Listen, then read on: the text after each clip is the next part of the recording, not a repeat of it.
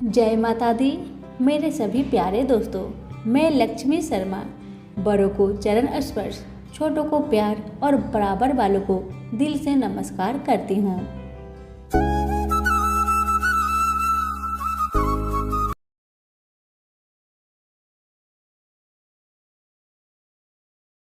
ओम संग शनिश्चराय नमः। आज मैं आप सभी को सुनाऊंगी शनि भगवान की व्रत कथा। शनि भगवान की कथा को श्रद्धा पूर्वक सुनने मात्र से शनि देव की विशेष कृपा की प्राप्ति होती है। एक तरफ जहां शनि देव के अशुभ प्रभाव से व्यक्ति को जीवन में कई तरह की समस्याओं का सामना करना पड़ता है, वहीं शनि के शुभ प्रभाव से व्यक्ति को जीवन में सभी तरह के सुखों की प्राप्ति होती है। तो आइए सुनिए शनि भगवान की यह कथा अगर अच्छी लगे तो लाइक शेयर करना बिल्कुल ना भूले। कथा शुरू करने से पहले सभी मिलकर बोले शनि देव की जय हो। कथा। एक समय स्वर्गलोक में सबसे बड़ा कौन की प्रश्न पर 9 ग्रह में वाद विवाद हो गया। विवाद इतना बढ़ा कि परस्पर भयंकर युद्ध की स्थिति बन गई। निर्णय के लिए सभी देवता देवराज इंद्र के पास पहुंचे और बोले, हे देवराज, आपको निर्णय करना होगा कि हम में से सबसे बड़ा कौन है।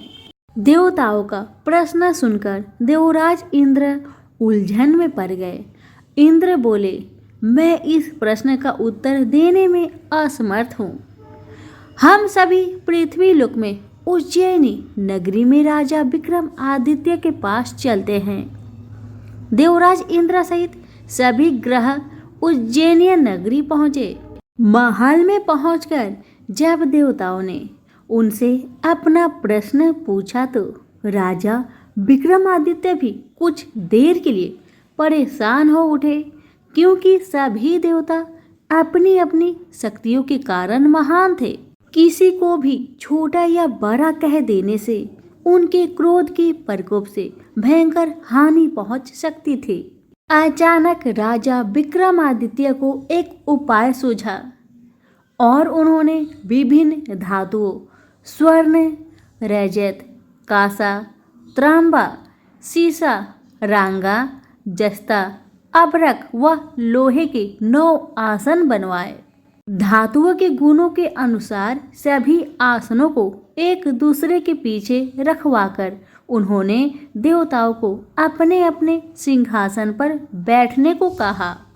देवताओं के बैठने के बाद राजा विक्रमादित्य ने कहा, आपका निर्णय तो स्वयं हो गया। जो सबसे पहले सिंहासन पर विराजमान है वही सबसे बड़ा है।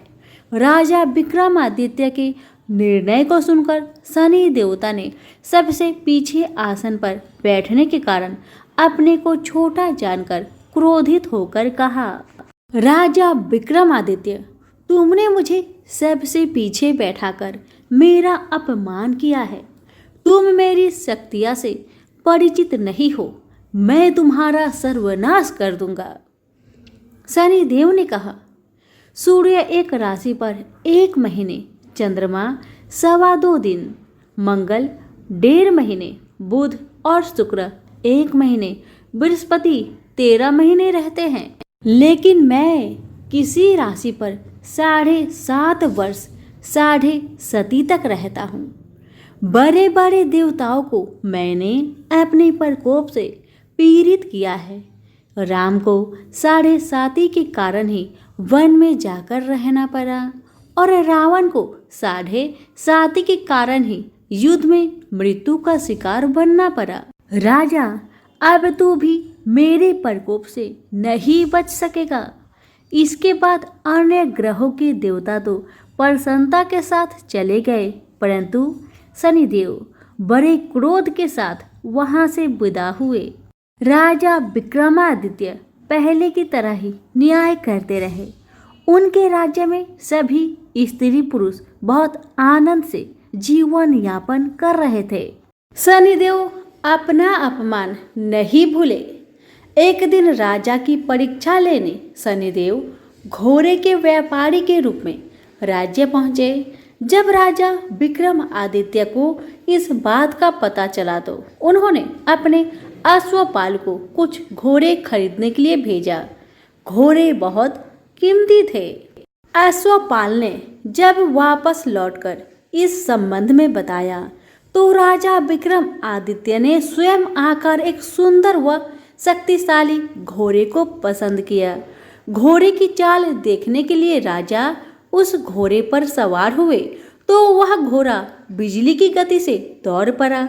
तेजी से दौड़ता घोड़ा राजा को दूर एक जंगल में ले गया और फिर राजा को वहां गिराकर जंगल में कहीं गायब हो गया। राजा अपने नगर को लौटने के लिए जंगल में भटकने लगा, लेकिन उन्हें लौटने का कोई रास्ता नहीं मिला।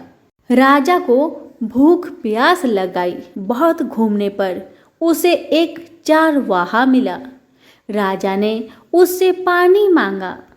पानी पीकर राजा ने उस चारवाहे को अपनी अंगूठी दे दी। फिर उससे रास्ता पूछकर वह जंगल से निकलकर पास के नगर में पहुंचा। राजा ने एक सेठ की दुकान पर बैठकर कुछ देर आराम किया। उस सेठ ने राजा से बातचीत की तो राजा ने उसे बताया कि मैं उज्जैनी नगरी से आया हूँ। राजा के कुछ देर दुकान पर बैठने से सेठ जी की बहुत बिक्री हुई। सेठ ने राजा को बहुत भाग्यवान समझा और खुश होकर उसे अपने घर भोजन के लिए ले गया। सेठ के घर में सोने का एक हार खूंटी पर लटका हुआ था। राजा को उस कमरे में छोड़कर सेठ कुछ देर के लिए बाहर गया। तभी एक आश्चर्यजनक घटना घटी। राजा के देखते देखते सोने की उस हार को खूंटी निगल गई।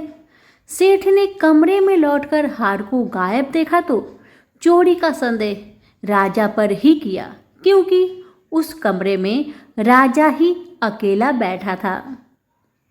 सेठ ने अपने नौकरों से कहा कि इस परदेसी को रस्सियों से बांधकर नगर के राजा के पास ले चलो। राजा ने विक्रमादित्य से हार के बारे में पूछा तो उसने बताया कि उसके देखते ही देखते खूंटी ने हार को निगल लिया था। इस पर राजा ने क्रोधित होकर चोरी करने के अपराध में विक्रमादित्य के हाथ पांव काटने का आदेश दे दिया। राजा विक्रमादित्य के हाथ पांव काटकर उसे नगर की सड़क पर छोड़ दिया गया। कुछ दिन बाद एक तेली उसे उठाकर अपने घर ले गया और उसे अपने कोल्हू पर बैठा दिया। राजा आवाज देकर बैलों को हाँकता रहता। इस तरह तेली का बैल चलता रहा और राजा को भोजन मिलता रहा। शनि के प्रकोप की 7.5 पूरी होने पर वर्षा ऋतु प्रारंभ हुई।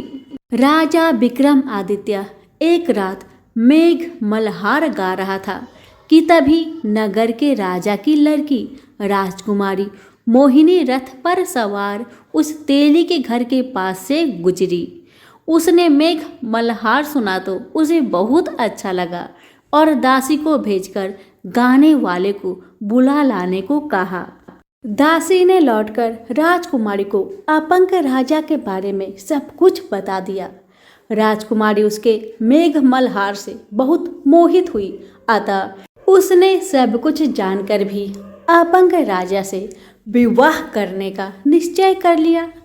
राजकुमारी ने अपने माता पिता से जब यह बात कही तो वे हैरान रह गए। रानी ने मोहिनी को समझाया, बेटी तेरे भाग्य में तो किसी राजा की रानी होना लिखा है, फिर तू उस अपंग से विवाह करके अपने पांव पर कुल्हाड़ी क्यों मार रही हो। राजकुमारी ने अपनी जिद नहीं छोड़ी। अपनी जिद पूरी कराने के लिए उसने भोजन करना छोड़ दिया और प्राण त्याग देने का निश्चय कर लिया। आखिर राजा रानी को बेबस होकर अपंग विक्रमादित्य से राजकुमारी का विवाह करना पड़ा। विवाह के बाद राजा विक्रमादित्य और राजकुमारी तेली के घर में रहने लगे। उसी रात स्वप्न में शनि देव ने राजा से कहा, राजा तुमने मेरा प्रकोप देख लिया, मैंने तुम्हें अपने अपमान का दंड दिया है। राजा ने शनि देव से क्षमा करने को कहा और प्रार्थना की, हे शनिदेव, आपने जितना दुख मुझे दिया है अन्य किसी को न देना। शनिदेव ने कुछ सोचकर कहा, राजा मैं तुम्हारी प्रार्थना स्वीकार करता हूँ। जो कोई स्त्री पुरुष मेरी पूजा करेगा, शनिवार को व्रत करके मेरी व्रत कथा सुनेगा, उस पर मेरी अनुकंपा बनी रहेगी। प्रातःकाल राजा विक्रम आदित्य की नींद खुली तो अपने हाथ पांव देखकर राजा को बहुत खुशी हुई। उसने मन ही मन शनिदेव को प्रणाम किया। राजकुमारी भी राजा के हाथ पांव सही सलामत देखकर आश्चर्य में डूब गई। तब राजा विक्रम आदित्य ने अपना परिचय देते हुए शनिदेव के प्रकोप की सारी कहानी सुनाई। सेठ को जब इस बात का पता चला तो दौड़ता हुआ तेली के घर पहुंचा और राजा के चरणों में गिरकर क्षमा मांगने लगा। राजा ने उसे क्षमा कर दिया क्योंकि यह सब तो शनिदेव का प्रकोप के कारण ही हुआ था। सेठ राजा को अपने घर ले गया और उसे भोजन कराया। भोजन करते समय वहां एक आश्चर्यजनक घटना घटी। सबके देखते देखते उस खूंटी ने हार उगल दिया। सेठ जी ने अपनी बेटी का विवाह भी राजा के साथ कर दिया और बहुत से स्वर्ण आभूषण, धन आदि देकर राजा को विदा किया। राजा विक्रमादित्य राजकुमारी मोहिनी और सेठ की बेटी के साथ उज्जैनी पहुंचे तो नगर वासियों ने हर्ष से उनका स्वागत किया। अगले दिन राजा विक्रमादित्य ने पूरे राज्य में घोषणा कराई कि शनिदेव सब देवों में सर्वश्रेष्ठ है। प्रत्येक स्त्री पुरुष शनिवार को उनका व्रत करे और व्रत कथा अवश्य सुने। राजा विक्रमादित्य की घोषणा से शनिदेव बहुत प्रसन्न हुए। शनिवार का व्रत करने और व्रत कथा सुनने के कारण सभी लोग की मनोकामनाएं शनिदेव की अनुकंपा से पूरी होने लगी। सभी लोग आनंद पूर्वक रहने लगे। तो प्रेम से बोलिए शनि भगवान की जय हो। कथा अच्छी लगे तो लाइक शेयर करना बिल्कुल ना भूले। आप सभी का बहुत बहुत धन्यवाद।